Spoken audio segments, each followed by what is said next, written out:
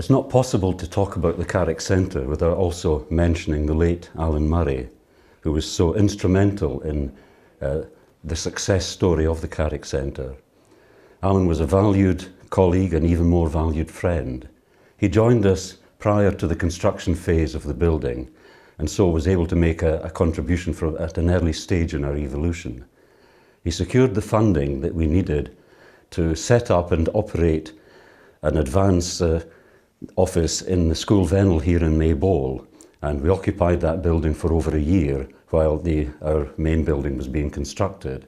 During that time, we recruited the future centre manager, Andrea Hutchison, and our administrator, Karen Mitchell, both very fortuitous appointments. During that time, we also made all sorts of contacts through Allan. We set up funders, we set up customers, so that when we eventually moved into our new premises, the Maybole Parish Church and the Carrick Centre, at the beginning of 2012, we were able to hit the ground running. Allan then procured the funding necessary to equip the centre and to pay wages and staff for the start-up time while we established the cafe as our main source of income, along with the children's soft play. Under Allan's leadership, the centre has burgeoned to become, if you like, the hub of community life here in Maybole and District. We have currently over 100 different groups using the premises throughout the year. And of course, we have the cafe and soft play, which was a much needed facility in the town. Allan also set up a youth programme whereby we do hospitality training for young people at a distance from the workplace, and we also have a youth programme training the youth in the use of media.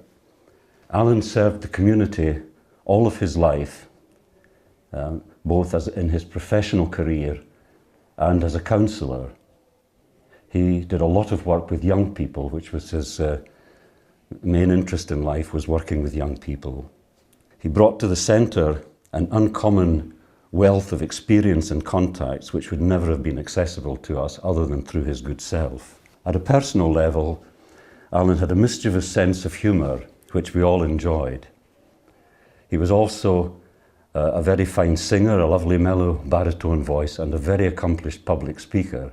His forte was in Burns events, and he had a great interest in the work of his fellow Ayrshire man, the Bard of Scotland.